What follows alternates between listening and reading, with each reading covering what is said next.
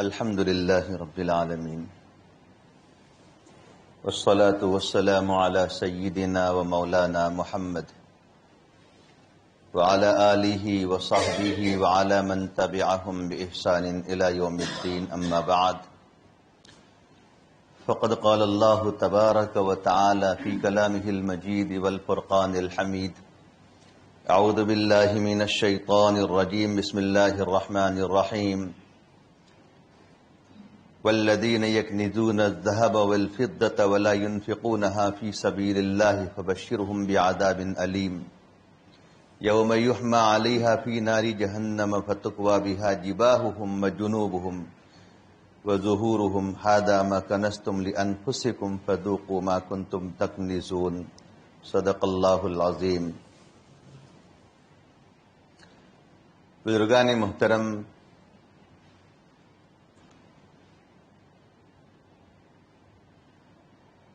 رمضان المبارک تقریباً آدھا ہونے جا رہا ہے۔ رمضان المبارک کا آج دوسرا جمعہ ہے اور کچھ دنوں کے بعد ہمیں رمضان مکمل کر کے عید کی خوشیوں سے بھی دوچار ہونا ہے۔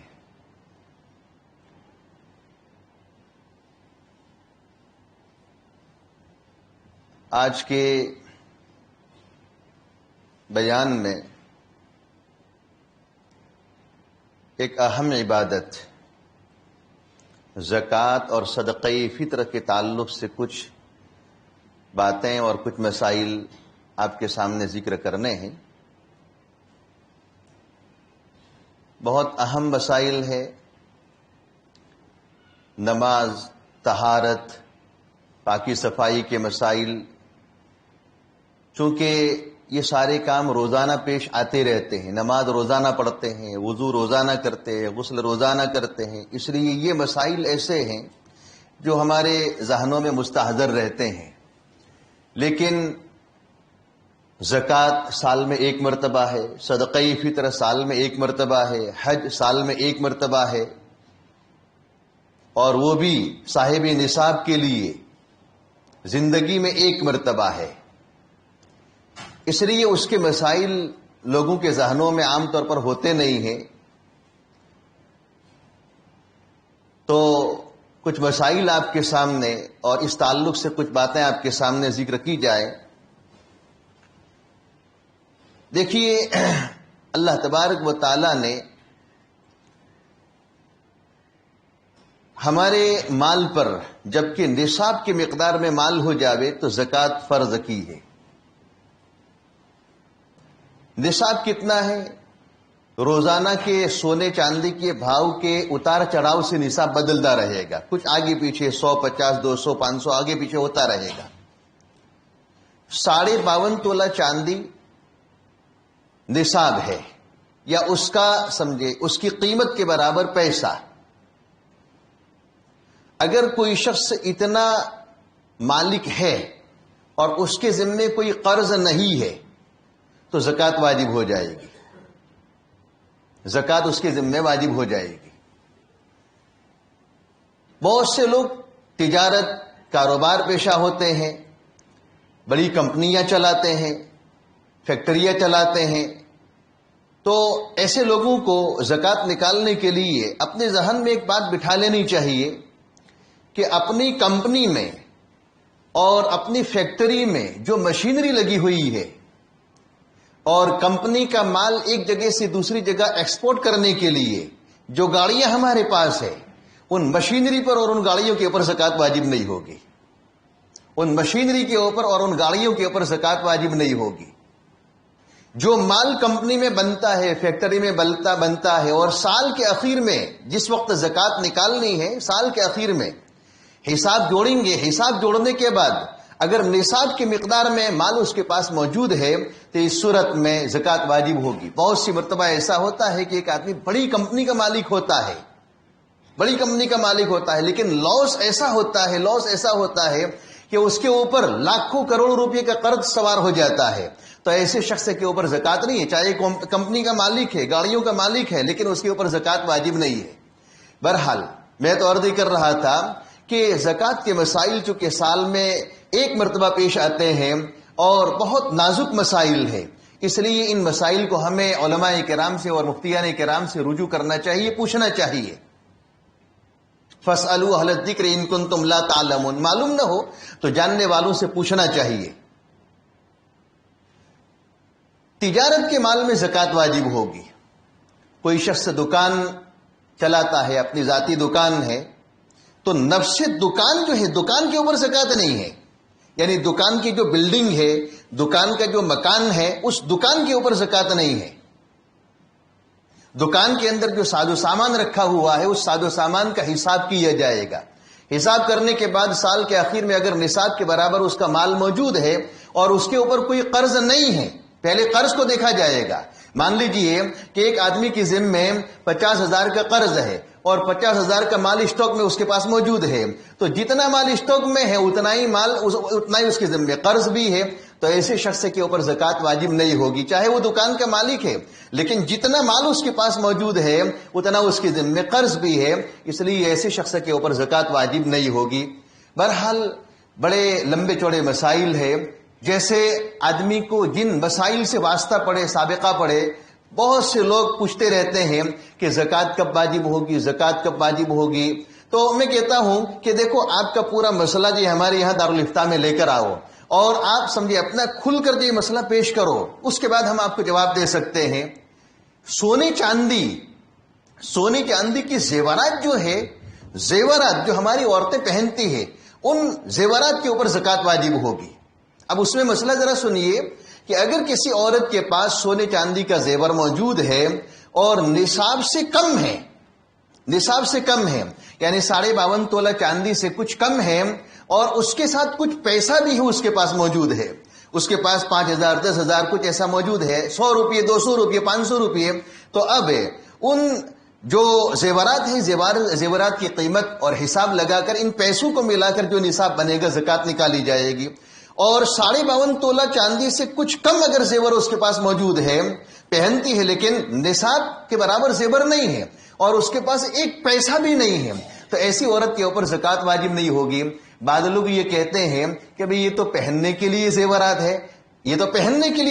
ہے، یہ تو ہماری ضرورت کی چیزیں ہیں، لیکن سمجھیے ضرورت کی چیزیں ہیں، اس کے اندر زکوٰۃ واجب ہے۔ مسئلہ اچھی طریقے سے معلوم کرنا چاہیے، اچھی طریقے سے مفتیان کرام سے پوچھ لینا چاہیے، اس میں بھی زکوٰۃ واجب ہوگی، چاہے سونے کا زیور ہو، چاندی کا زیور ہو، اس میں زکوٰۃ واجب ہے۔ بہرحال یہ زکوٰۃ کے تعلق سے کچھ موٹے موٹے مسائل میں نے آپ کے سامنے ذکر کیے، تفصیلی مسائل، مختلف طرح کے لوگ یہاں پر آتے رہتے ہیں۔ بعض لوگ وہ ہوتے ہیں کہ جو کمپنیوں میں جاب کرتے ہیں، پیشہ کرتے ہیں، ملازمت کرتے ہیں، تو ایسے لوگ بھی پوچھتے ہیں، کوئی کمپنی کا مالک ہوتا ہے، فیکٹری کا مالک ہوتا ہے، دکان کا مالک ہوتا ہے، گاڑی چلاتا ہے، ڈرائیونگ کرتا ہے، اور کوئی اپنی سمجھے چھوٹی موٹی کوئی دکان چلاتا ہے، تو ہر آدمی زکوٰۃ کے مسئلے سے جو جڑا ہوا ہے تو اپنے یہاں کے جاننے والوں سے، مفتیان کرام سے اور علماء سے اپنا مسئلہ رجوع کر لینا چاہیے۔ موٹے موٹے مسائل یہاں پر بیان کر دیے جاتے ہیں۔ دوسری بات ہے صدقہ فطر کی۔ دیکھیے، صدقہ فطر جو ہے، اسلام نے جتنے بھی تہوار رکھے ہیں، حضرت مفتی شفیع صاحب رحمۃ اللہ علیہ نے بڑی عجیب بات لکھی ہے، میں نے پڑھا تو دل خوش ہو گیا۔ اسلام میں جتنے تہوار ہیں، 2 تہوار ہے، عید الفطر کا تہوار اور عید الاضحیٰ کا تہوار۔ اسلام کی جتنے تہوار ہیں ان تہواروں میں صرف تہوار کا پہلو نہیں ہے، بلکہ ان تہواروں کے اندر غریبوں کی، ضرورت مندوں کی اور مسکینوں کی ضرورت پورا کرنے کا بھی پہلو پایا جاتا ہے۔ جیسے قربانی کے موقع پر آدمی اپنے جانور کی قربانی کر کے فارغ ہوتا ہے تو حکم کیا ہے کہ اپنا گوشت غریبوں میں بھی تقسیم کرو، گوشت سارا اپنے یہاں اسٹاک مت کر لو، جن کے وہاں قربانیاں نہیں ہوتی ہیں ان تک گوشت پہنچاؤ۔ دیکھو، اسلام کا یہ مزاج ہے کہ اس نے اسٹاک کرنے کے لیے نہیں کہا ہے، بلکہ یہ کہا کہ اپنا گوشت دوسروں کے وہاں بھی پہنچاؤ۔ اسی طریقے سے ہمارے یہاں ایک نظام زکوٰۃ کا ہے، تو زکوٰۃ کے ذریعے صرف مال نکالنا نہیں ہوتا ہے کہ بھئی ذمہ داری ادا ہو گئی، ذمہ داری اور فریضے کا تو ادا کرنا ہے، لیکن اس کے پیش نظر اس کے اندر ایک پہلو ضرورت مندوں کی، غریبوں کی اور حاجت مندوں کی حاجتیں اور ضرورتیں پورا کرنے کا بھی پہلو پایا جاتا ہے۔ اسی لیے حضرات علماء نے لکھا ہے کہ اگر سارے مالدار اپنے اپنے مال کی صحیح زکوٰۃ کا حساب کر کے زکوٰۃ نکالنے کا اہتمام کریں گے تو معاشرے کے اندر کوئی غریب باقی نہیں رہے گا، اس کو اتنا مال مل جائے گا کہ انشاءاللہ سال بھر کے لیے یہ کافی ہو جائے گا، اتنا مال اس کو مل جائے گا اگر صحیح حساب کر کے کوئی شخص زکوٰۃ نکالنے کا اہتمام کرے گا تو بہرحال اسلام کا یہ مزاج ہے کہ جہاں عبادت کا پہلو ہے وہیں پر اس کے اندر غریبوں کی، مسکینوں کی، ضرورت مندوں کی ضرورتیں پورا کرنے کا بھی مزاج اس کے اندر ہے اسلام کے اندر۔ اس لیے صدقہ فطر جو اسلام نے رکھا ہے، احادیث کے اندر آتا ہے کہ اللہ کے رسول صلی اللہ علیہ وسلم فرماتے ہیں کہ صدقہ فطر جو ہے وہ روزے کے اندر پائی جانے والی کمی اور کوتاہی کو پورا کرنے کے لیے ایک ذریعہ ہے۔ جیسے نماز کے آگے پیچھے کچھ سنتیں اور کچھ نفلیں لگائی گئی ہیں، ہم نماز جو پڑھتے ہیں تو نماز سے آگے پیچھے کیا ہے، کچھ سنتیں بھی ہیں، کچھ نفلیں بھی لگائی گئی ہیں۔ علماء نے لکھا ہے کہ فرض کو جس طریقے سے پڑھنے کا حکم دیا گیا ہے اس طریقے سے کوئی آدمی نماز نہیں پڑھ سکتا ہے، اس لیے فرض کی کوتاہی کو پورا کرنے کے لیے اللہ تبارک و تعالیٰ نے آگے پیچھے سنن اور نوافل کو لگایا گیا ہے۔ پھر قیامت کے دن جب حساب ہوگا تو اس وقت اللہ تبارک و تعالیٰ فرشتوں سے کہیں گے کہ دیکھو فرائض کا کوٹا تو اس کا جو کچھ کم ہے، ذرا نوافل کو بھی دیکھو، نوافل کے ذریعے اس کی کمی کو پورا کرنے کی کوشش کی جائے گی۔ اسی طریقے سے زکوٰۃ کے اندر فرض تو ادا کرنا ہے لیکن آدمی کچھ نفل صدقہ نکالنے کا بھی اہتمام کرتا رہے۔ تو صدقہ فطر کے باب میں حدیث کے اندر آتا ہے کہ روزہ جس طریقے سے رکھنے کا حکم دیا گیا ہے اس طریقے سے ان تمام آداب کا لحاظ کر کے کوئی شخص روزہ نہیں رکھ سکتا ہے، اس لیے روزے کے اندر کمی پائی جاتی ہے۔ روزے کے اندر پائی جانے والی کمی کو پورا کرنے کے لیے شریعت نے کیا کیا ہے، صدقہ فطر کا حکم دیا ہے۔ اسی لیے حدیث کے اندر اس کو زکوٰۃ الصوم بھی کہا گیا ہے، روزے کی زکوٰۃ ہے یہ، وہ زکوٰۃ المال ہے، مال کی زکوٰۃ ہے وہ، اور یہ کیا ہے، زکوٰۃ الصوم، روزے کی زکوٰۃ ہے یہ۔ صدقہ فطر عام طور پر ہم یہ سمجھتے ہیں کہ عید کا چاند دیکھنے کے بعد جب صبح صادق ہو اور لوگ عید کی نماز پڑھنے کے لیے آوے تو اس وقت صدقہ فطر نکالے۔ لوگ عام طور پر عمومی طور پر صدقہ فطر اس وقت نکالتے ہیں، وقت اس کا ہوتا ہے اسی وقت سمجھو اس کا اسی وقت ہوتا ہے۔ لیکن آپ کو میں نے تفسیر کے اندر بتایا ہے کہ کچھ عبادتیں ایسی ہیں کہ جن کے لیے وقت متعین ہے، متعین وقت ہی کے اندر اس کو ادا کرنا ہے، جیسے نماز وقت کے اندر ادا کرنا ہے، حج وقت میں ادا کرنا ہے، وقت سے آگے پیچھے ہوگا تو اس صورت میں سمجھے وقت سے پہلے ہوگا تو ہوگا ہی نہیں، وقت کے بعد ہوگا تو قضا ہوگا۔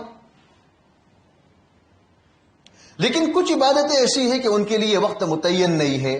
اس میں سے یہ زکوٰۃ بھی ہے۔ زکوٰۃ کی ادائیگی کے لیے کوئی وقت متعین نہیں ہے۔ اگر کسی شخص کا سال پورا ہوتا ہے رمضان کی پہلی تاریخ کو اور اس نے رمضان کی دوسری تاریخ کو حساب کر کے زکوٰۃ نکالنا شروع کیا ہے تب بھی چلے گا، 5 تاریخ کو کیا ہے تب بھی چلے گا، 1 تاریخ سے رمضان کی پہلی تاریخ سے 5 دن پہلے اس نے نکال کر حساب کرنا شروع کر دیا ہے، نکالنا شروع کر دیا ہے تب بھی چلے گا، کوئی حرج نہیں ہے۔ زکوٰۃ ایک ایسی عبادت ہے کہ اس کی ادائیگی کے لیے کوئی وقت متعین نہیں ہے۔ اسی طریقے سے صدقہ فطر کی ادائیگی کے لیے کوئی وقت متعین نہیں ہے۔ اگر کوئی شخص اس وقت بھی صدقہ فطر نکالنا چاہے تو نکال سکتا ہے، عید کا چاند دیکھنے کے فوراً بعد نکالنا چاہے تو بھی نکال سکتا ہے، اور عید کی نماز کے لیے جب نکلے اس وقت آوے اس وقت نکالنا چاہے تب بھی نکال سکتا ہے، عید کا صبح صادق ہو اس وقت نکالنا چاہے تب بھی نکال سکتا ہے، عید کی نماز پڑھ کر 2-4 دن کے بعد نکالے تب بھی چلے گا، کوئی حرج نہیں ہے۔ لیکن حضرات علماء نے لکھا ہے کہ میں نے آپ کو پہلے بتایا کہ اس کے اندر غریبوں کی، ضرورت مندوں کی، حاجت مندوں کی حاجت پورا کرنے کا بھی پہلو پایا جاتا ہے۔ روزے کی تو زکوٰۃ ہے، روزے کے اندر پائی جانے والی کمی اور کوتاہی کو، نقصان کو پورا کرنے کا تو اس کے اندر پہلو پایا جاتا ہے، لیکن ساتھ ساتھ غریبوں کی، ضرورت مندوں کی، مسکینوں کی ضرورتیں پورا کرنے کا بھی پہلو اس کے اندر پایا جاتا ہے۔ اس لیے علماء نے لکھا ہے کہ اگر عید کا چاند نظر آنے کے بعد ہم نے صدقہ فطر نکالا ہے، یا یہ کہ صبح صادق ہونے کے بعد صدقہ فطر نکالا ہے، کسی غریب اور مسکین کو دیا ہے، تو بیچارہ عید کی خوشی میں مالداروں کے ساتھ وہ کیسے شریک ہو پائے گا؟ عید کی خوشی میں مالداروں کے ساتھ وہ شریک نہ ہو پائے گا۔ مالداروں نے تو اپنی عید کی سمجھے خوشی کے لیے عید کے کپڑے پہلے ہی سے تیار کروا لیے ہیں، ایک مہینے، دو مہینے پہلے ان کے کپڑے تیار ہو جاتے ہیں، ان کے جوتے پہلے سے خرید کر آ جاتے ہیں، اور ان کی ساری چیزیں عید کی خوشیوں کے تعلق سے جتنی بھی چیزیں ہیں ساری چیزیں پہلے سے آ جاتی ہیں۔ تو غریب کو بھی ہمارے ساتھ، مالداروں کے ساتھ عید کی خوشی منانے کا موقع ملے، اس لیے علماء نے لکھا ہے کہ صدقہ فطر عید سے پہلے سمجھے 10 دن، 15 دن، 20 دن پہلے نکالنے کا اہتمام کرنا چاہیے۔ تو اگر ہم صدقہ فطر عید سے پہلے نکالنے کا اہتمام کریں گے تو کسی غریب کے پاس مال پہنچے گا، ہمارا صدقہ فطر پہنچے گا، تو اس کے ذریعے وہ عید کی خوشی سمجھے منا سکتا ہے، اپنے لیے، اپنے بچوں کے لیے کپڑے، جوتے، چپل وغیرہ، عید کی ضرورت کی جتنی بھی چیزیں ہیں، خوشی کی چیزیں ہیں، وہ ساری چیزیں اپنے لیے خرید سکتا ہے۔ اس لیے صدقہ فطر کے لیے یہ بات پکڑ کر بیٹھے نہ رہنا چاہیے کہ ہم تو عید کے دن ہی ادا کریں گے، یا صبح صادق کے بعد ادا کریں گے، یا یہ کہ عید کے دن نماز پڑھنے کے لیے آئیں گے اور نماز پڑھ کر نکلیں گے اس وقت ادا کریں گے، اس کو لے کر بیٹھے نہیں رہنا چاہیے، بلکہ اپنا صدقہ فطر نکالنے کا اہتمام ابھی سے کرنا چاہیے، اور ایک سروے کرنا چاہیے کہ ہمارے یہاں کون ضرورت مند ہے، کون مستحق ہے، واقعی یہ کون سمجھے ایسا ہے کہ جو عید کی خوشی میں ہمارے ساتھ شریک نہیں ہو سکتا ہے، تو ایسے لوگوں کو ہم اپنے ساتھ عید کی خوشی کے اندر شریک کرنے کی کوشش کریں۔ ایک سروے کرنا چاہیے، اور سروے کر کے پھر حاجت مندوں کی اور ضرورت مندوں کی اس طریقے سے ضرورت پورا کرنے کا اہتمام صدقہ فطر کے ذریعے پہلے سے کرنا چاہیے۔ اب صدقہ فطر کا نصاب کیا ہے؟ دیکھیے، نصاب کے تعلق سے ہم بہت تنگ ظرفی سے کام لیتے ہیں، بڑی تنگی سے کام لیتے ہیں۔ گیہوں کا نصاب پکڑ کر بیٹھ جاتے ہیں کہ بھئی ہم تو گیہوں سے کیا کریں گے، صدقہ فطر نکالیں گے۔ گیہوں کا ایک نصاب پکڑ کر بیٹھ جاتے ہیں۔ بھائیو، دوستو، بزرگوں، سمجھنے کی ضرورت ہے۔ گیہوں کا نصاب پکڑ کر بیٹھے رہنے کی ضرورت نہیں ہے۔ نبی اکرم صلی اللہ علیہ وسلم کے زمانے میں 1 کلو 700 گرام یا 1 کلو 750 گرام، 1.25 کلو گیہوں کی قیمت، اور دوسری طرف 3 کلو 200 گرام کھجور یا 3 کلو 200 گرام کشمش، دونوں کی قیمت برابر تھی۔ یعنی گیہوں گویا کہ مہنگا ہوتا تھا اور وہ سستا ہوتا تھا، اس لیے اس کو زیادہ رکھا اور گیہوں کو کم رکھا۔ آپ علیہ الصلوۃ والسلام کے زمانے میں 1 کلو 750 گرام یا 700 گرام گیہوں، اور دوسری طرف 3 کلو 200 گرام کھجور یا کشمش، دونوں کی قیمت برابر ہوا کرتی تھی۔ اس کی قیمت، اس کی قیمت دونوں برابر ہوا کرتی تھی، اس لیے یہ کمی بیشی رکھی گئی۔ لیکن آج ہمارے زمانے میں گیہوں کی قیمت اور کھجور اور کشمش کی قیمت کے اندر زمین آسمان کا فرق ہو گیا ہے، زمین آسمان کا فرق ہو گیا ہے، بہت بڑا فرق ہو گیا ہے۔ اس لیے جو لوگ صاحب ثروت ہے، اصحاب ثروت ہے، مالدار ہیں، جن کی حیثیت اچھی ہے، اللہ تبارک و تعالیٰ نے مالی حیثیت ان کو اچھی دی ہے، تو گیہوں کا نصاب پکڑ کر بیٹھے نہیں رہنا چاہیے، بلکہ ان کو کیا کرنا چاہیے، کشمش اور کھجور کے ذریعے بھی صدقہ فطر نکالنے کا اہتمام کرنا چاہیے۔ 3 کلو 200 گرام کشمش، 3 کلو 200 گرام کشمش کی قیمت اگر بازار میں معلوم کریں گے تو راؤنڈ فگر کے حساب سے 3 کلو 200 گرام کشمش کی قیمت ہے 1000 روپے جیسے بنتی ہے۔ اگر میڈیم قسم کا لیں گے تو 1000 روپے، اور اس سے تو اعلیٰ بتایا ہے 1250 کا بتایا ہے۔ اگر کوئی شخص 1250 کے ذریعے نکالنا چاہے تو 1250 نکالے، لیکن ہم 1000 پکڑ کر چلتے ہیں۔ 1000 روپیہ صدقہ فطر۔ اچھا، کھجور 3 کلو 200 گرام کے حساب سے 500 روپے بنتے ہیں۔ 3 کلو 200 گرام کے حساب سے 500 روپے بنتے ہیں۔ جو 3 کلو 200 گرام کے حساب سے 100 روپے بنتے ہیں، اور گیہوں 1 کلو 700 گرام کے حساب سے 70 روپے 70 روپے یا 50 روپے دو بتایا ہے۔ اب کہاں 50 روپیہ اور کہاں جی 1000 روپیہ؟ 50 روپیہ تو جی کسی غریب کو ہم چلتے پھرتے بھی دے دیتے ہیں، 50 روپیہ تو کسی غریب کو بھی چلتے پھرتے ہم دے دیتے ہیں۔ اس لیے جن حضرات کو اللہ تبارک و تعالیٰ نے اچھی حیثیت دی ہے، مالی حیثیت ان کی اچھی ہے، تو ایسے لوگوں کو اپنا صدقہ فطر کھجور اور کشمش کے ذریعے نکالنے کا اہتمام کرنا چاہیے۔ کھجور 500 روپے ہے اور کشمش 1000 روپے ہے یا 1250 روپیہ ہے۔ اب ایک گھر کے اندر مان لیجئے کہ 5 افراد ہے، 5 افراد ہے ایک گھر کے اندر، تو ایک گھر کی طرف سے 5000 روپے کا صدقہ فطر نکل کر کسی غریب اور مسکین کو پہنچے گا تو اچھی طریقے سے وہ اپنے لیے کپڑے کا جوڑا، اپنے گھر والوں کے لیے، بچوں کے لیے کپڑے کا جوڑا اور جوتے چپل خرید سکتا ہے، اور عید کی خوشی میں وہ آپ کے ساتھ شریک ہو سکتا ہے۔ بہرحال ہمیں صرف اس نصاب کو یعنی گیہوں کے نصاب کو پکڑ کر بیٹھے رہنے کی ضرورت نہیں ہے، بلکہ اس سے بھی آگے بڑھنے کی ضرورت ہے۔ کھجور اور کشمش کے ذریعے بھی صدقہ فطر نکالیں۔ اللہ تبارک و تعالی عمل کی توفیق عطا فرمائے۔ وآخر دعوانا ان الحمد للہ رب العالمین۔